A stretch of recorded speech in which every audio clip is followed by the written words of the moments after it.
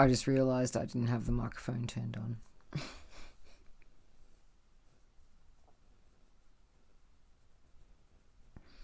I do my best. I do my best.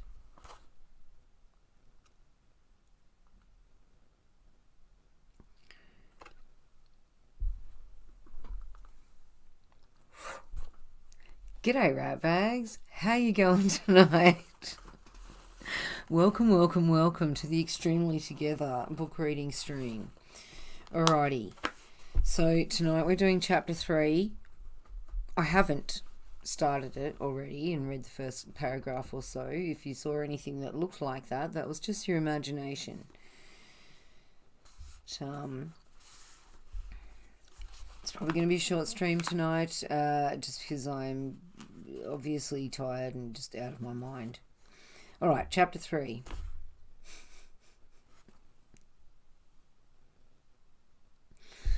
Let's do it. Alright, have I got... Okay, we have vocals. Yes, see, I didn't do my sound check, and that just ruins me. Didn't do my sound check. Yep. Done. See, you gotta stick with your processes, man. If you don't want to make mistakes, you gotta just follow your processes. Alright. Chapter 3. By the time we're out of the Red River Valley, the storm clouds are everywhere and almost upon us. John and I have discussed the situation in Breckenridge and decided to keep going until we have to stop. Well, that shouldn't be long now. The sun is gone, the wind is blowing cold, and a wall of differing shades of grey looms around us. It seems huge, overpowering. The prairie here is huge, but above it is the hugeness of this ominous grey mass ready to descend is frightening.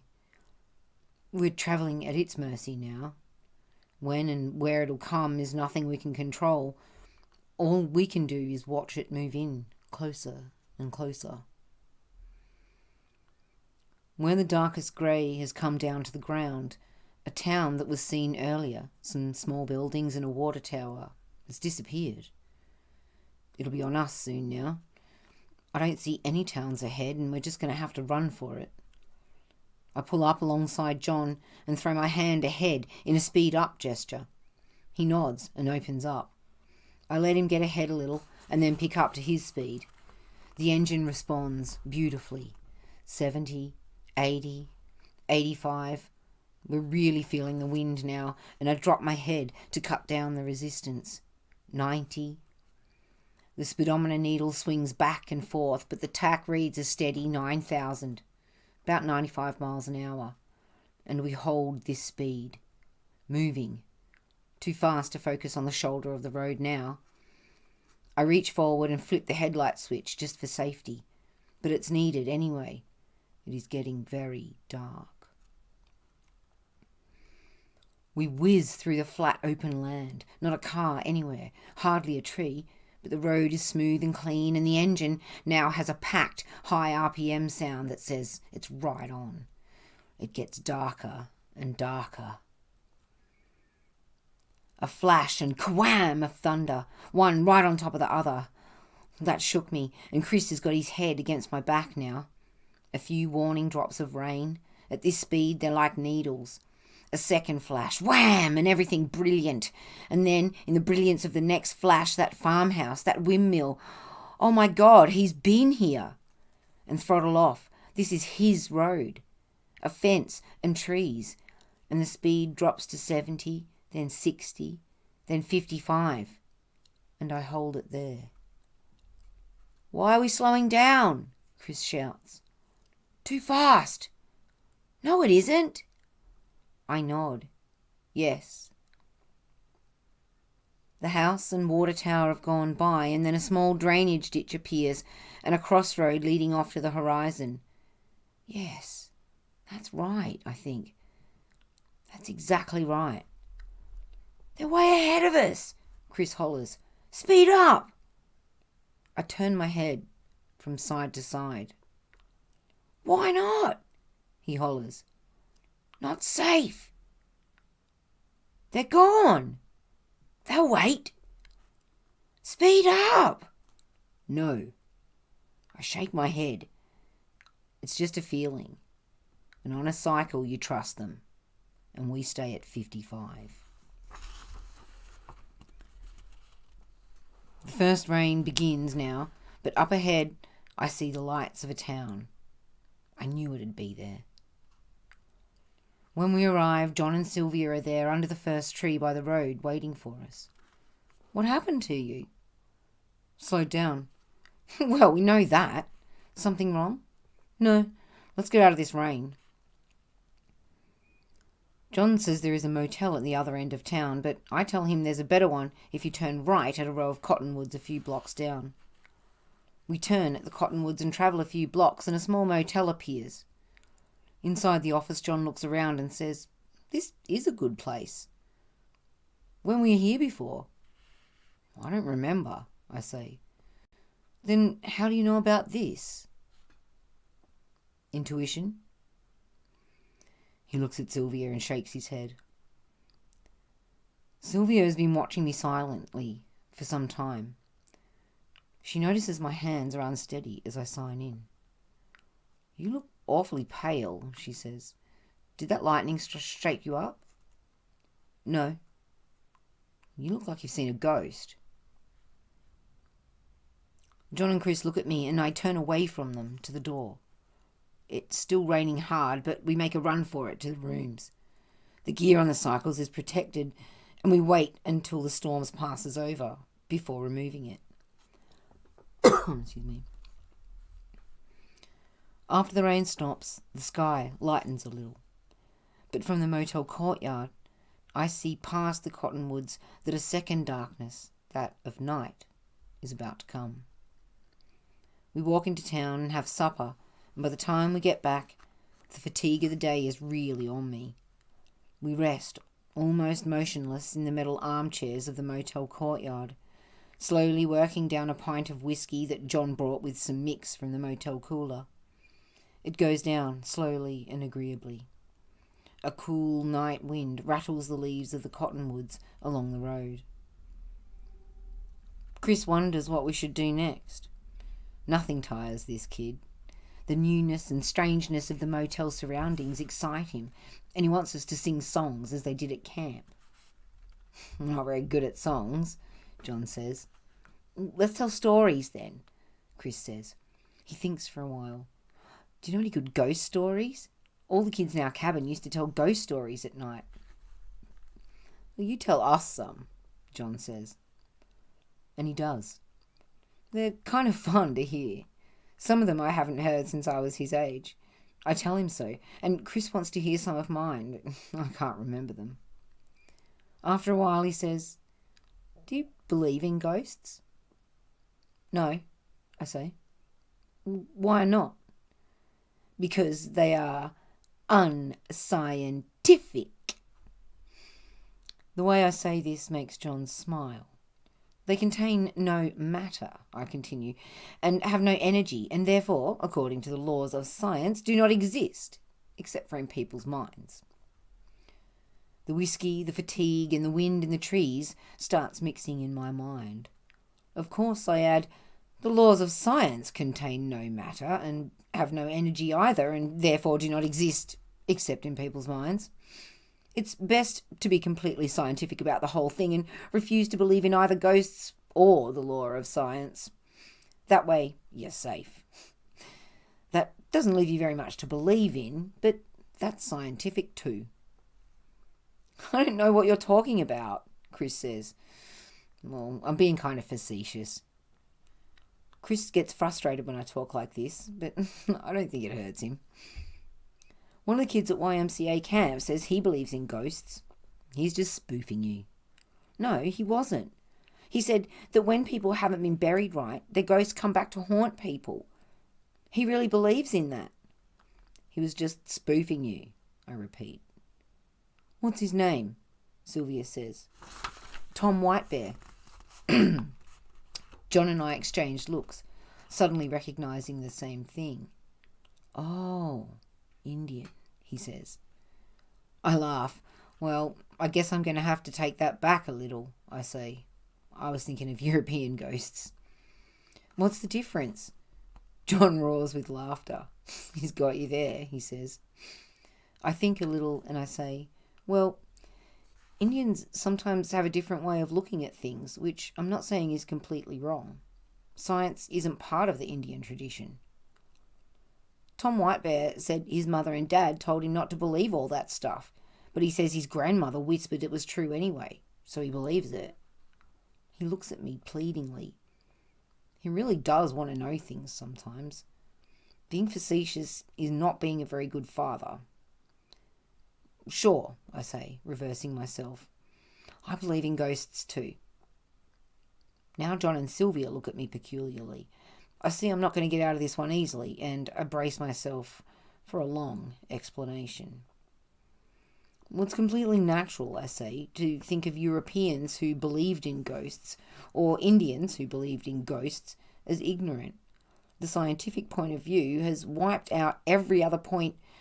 The scientific point of view has wiped out every other view to a point where they all seem primitive, so that if a person today talks about ghosts or spirits, he's considered ignorant or maybe nutty. It's just all but completely impossible to imagine a world where ghosts can actually exist. John nods affirmatively, and I continue. Well, my own opinion is that the intellect of modern man isn't that superior. IQs aren't that much different. Those Indians and medieval men were just as intelligent as we are, but the context in which they thought was completely different. Within that context of thought, ghosts and spirit are quite as real as atoms, particles, photons and quants are to a modern man. And in that sense, I believe in ghosts. Modern man has his ghosts and spirits too, you know. What? Oh, the laws of physics and of logic, the number system, the principle of algebraic substitution. These are ghosts. We just believe in them so thoroughly that they seem real. They seem real to me, John says. I don't get it, says Chris. And so I go on. Well, for example, it seems completely natural to presume that gravitation and the law of gravitation existed before Isaac Newton, yeah? It'd sound nutty to think that until the 17th century there was no gravity. Well, of course. So, when did this law start? Has it always existed? John's frowning and wondering what I'm getting at. What I'm driving at, I say, is the notion that before the beginning of the earth, before the sun and the stars were formed, before the primal generation of anything, the law of gravity existed. Sure. Sitting there, having no mass of its own, no energy of its own, not in anyone's mind because there wasn't anyone, not in space because there was no space either, not anywhere. This law of gravity still existed? Now John seems not so sure. If that law of gravity existed, I say, I honestly don't know what a thing has to do to be non-existent. It seems to me that law of gravity has passed every test of non-existence there is. You cannot think of a single attribute of non-existence that law of gravity didn't have, or a single scientific attribute of existence it did have. And yet it's still common sense to believe that it existed. John says, I guess I'd have to think about it. Well, I predict that if you think about it long enough, you'll find yourself going round and round and round and round and round until you finally reach only one possible, rational, intelligent conclusion. The law of gravity and gravity itself did not exist before Isaac Newton. No other conclusion makes sense. And what that means, I say before he can interrupt, and what that means is that the law of gravity exists nowhere except in people's heads. It's a ghost. We are all of us very arrogant and conceited about running down other people's ghosts, but just as ignorant and barbaric and superstitious about our own. And I think that sentence is worth repeating and meditating on. We are all of us very arrogant and conceited about running down other people's ghosts, but just as ignorant and barbaric and superstitious about our own. Why does everyone believe in the law of gravity then? Mass hypnosis, in a very orthodox form known as education. You mean the teacher is hypnotizing the kids into believing the law of gravity? Sure. That's absurd. Well, you've heard of the importance of eye contact in the classroom, yeah? Every educationist emphasises it. No educationist explains it. John shakes his head and pours me another drink. He puts his hand over his mouth and, in a mock aside, says to Sylvia, "You know, most of the time he seems like such a normal guy." I counter, "That's the first normal thing I've said in weeks. The rest of the time, I'm feigning 20th century lunacy just like you are, so as not to draw attention to myself."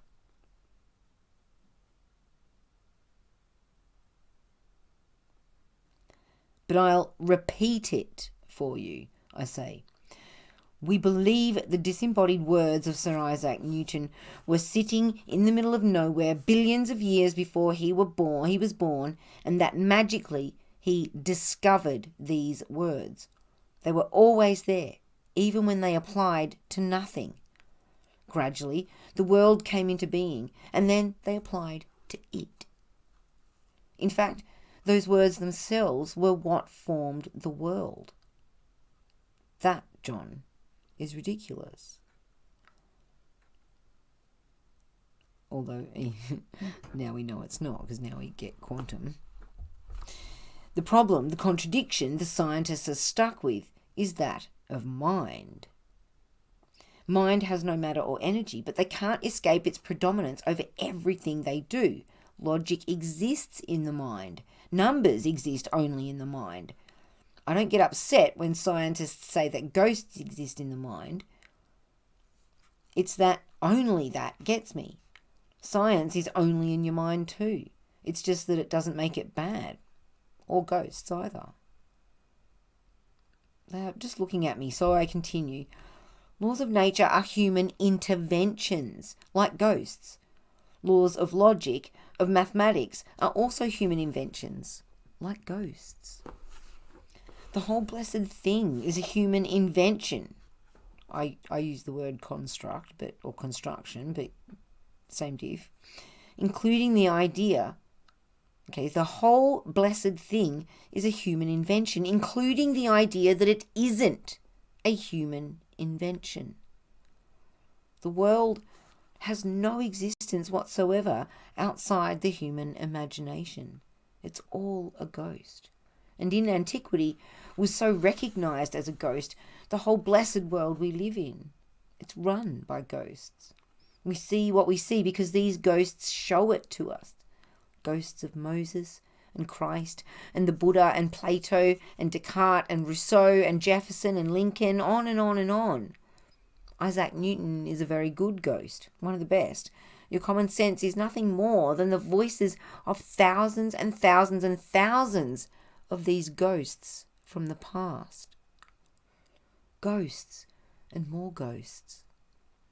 Ghosts trying to find their place amongst the living. John looks too much in thought to speak, but Sylvia is excited. "Where do you get all these ideas?" she asks.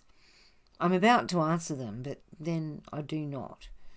I have a feeling of already having pushed it to the limit, maybe beyond, and it's time to drop it. After a while, John says, "It'll be good to see the mountains again." "Yes, it will, I agree. One last drink to that." We finish it off, and then we're off to our rooms. I see that Chris brushes his teeth and I let him get by with the promise that he'll shower in the morning. I pull seniority and take the bed by the window. After lights are out, he says, "Now, tell me a ghost story." I just did, out there. No, I mean a real ghost story. That was the realest ghost story you'll ever hear. Well, you know what I mean. The other kind. I try to think of some conventional ones. I used to know so many of them when I was a kid, Chris, but they're all forgotten, I say. It's time to go to sleep. We've all got to get up early tomorrow. Except for the wind through the screens of the motel window, it is quiet. The thought of all that wind sweeping towards us across the open field of the prairie is a tranquil one, and I feel lulled by it. The wind rises and then falls, and then rises and sighs and falls again, from so many miles away. "Did you ever know a ghost?" Chris says. I'm half asleep. "Chris," I say, "I knew a fellow once who spent all his life doing nothing but hunting for a ghost, and it was just a waste of time. So go to sleep." I realise my mistake too late. "Did he find him?" "Yes, he found him, Chris." I keep wishing Chris would just listen to the wind and not ask questions. "What did he do then?" "He thrashed him good." "And then what?" "And then he became a ghost himself." Somehow I had the thought this was going to put Chris to sleep, but it's not, and it's just waking me up. "What's his name?" "No one you know." "But what is it?" "It doesn't matter." "Well, what is it anyway?" "His name, Chris, since it doesn't matter, is Phaedrus. It's not a name you know." "Did you see him on the motorcycle in the storm?" "Well, what makes you say that?" "Sylvia said she thought you saw a ghost." "It's just an expression." "Dad," this had better be the last question, Chris, or I'm going to get angry. "I was just going to say, you sure don't talk like anyone else." "Yes, Chris, I know that," I say. "It's a problem. Now go to sleep." "Good night, Dad." "Good night." A half hour later he is breathing sleepfully, and the wind is still strong as ever, and I am wide awake. There, out the window in the dark, this cold wind crossing the road into the trees, the leaves shimmering flecks of moonlight. There's no question about it. Phaedrus saw all of this. What he was doing here, I have no idea. Why he came this way, I'll probably never know. But he has been here. He's steered us onto this strange road, and he's been with us all along. There's no escape. I wish I could say that I don't know why he is here, but I'm afraid I must now confess that I do. The ideas, the things I was saying about science and ghosts, and even the idea this afternoon about caring and technology, they're not my own. I haven't had a new idea in years. They're stolen from him. And he has been watching. And that's why he is here. With that confession, I hope he will now allow me some sleep. Poor Chris. "Do you know any ghost stories?" he asked.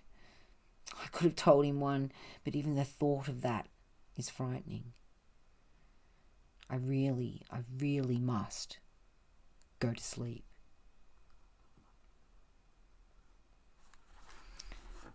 And so we're going to leave it there. That's the end.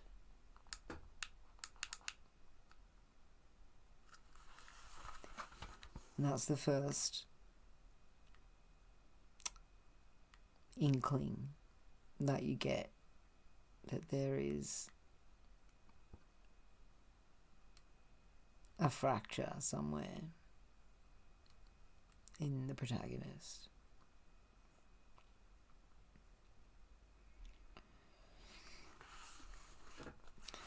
So we'll pick it up with chapter 4 tomorrow night around I'll try for 9:30 actually.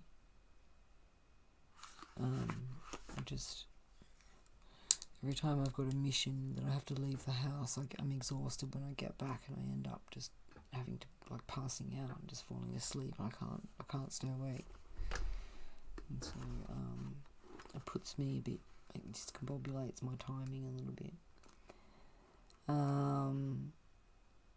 But yeah, I'll try for 9:30 tomorrow night. We'll pick it up with chapter 4, where it looks like he starts talking about the Chautauqua again. Right.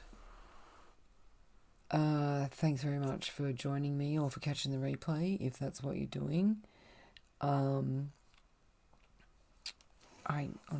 just don't have it in me to do the spiel tonight. I'm really sorry.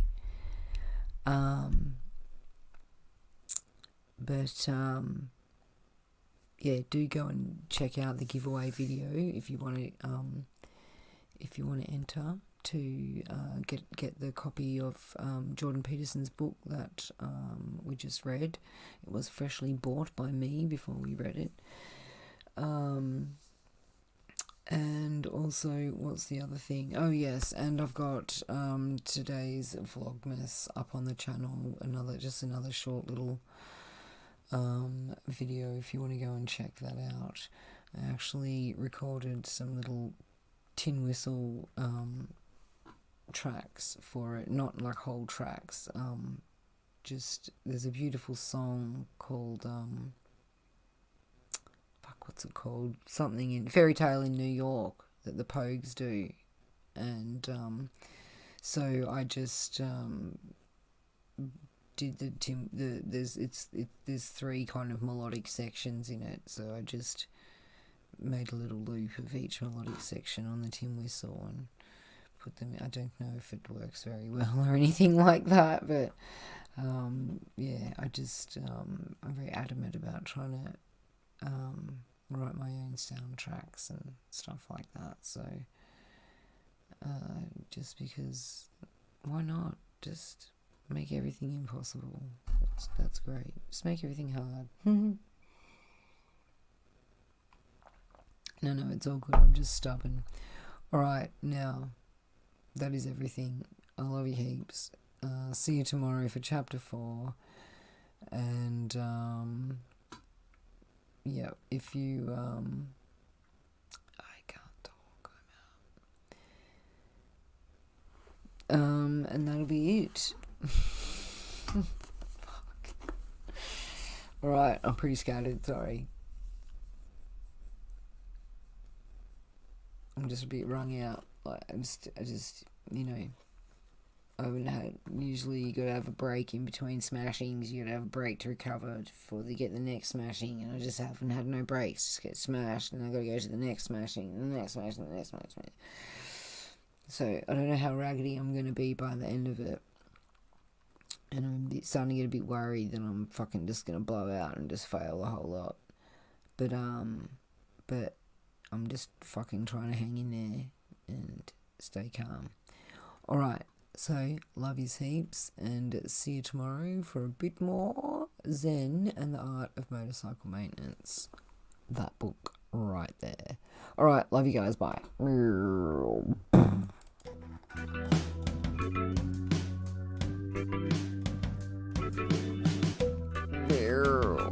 Fuck, that chick's a fucking mess, isn't she?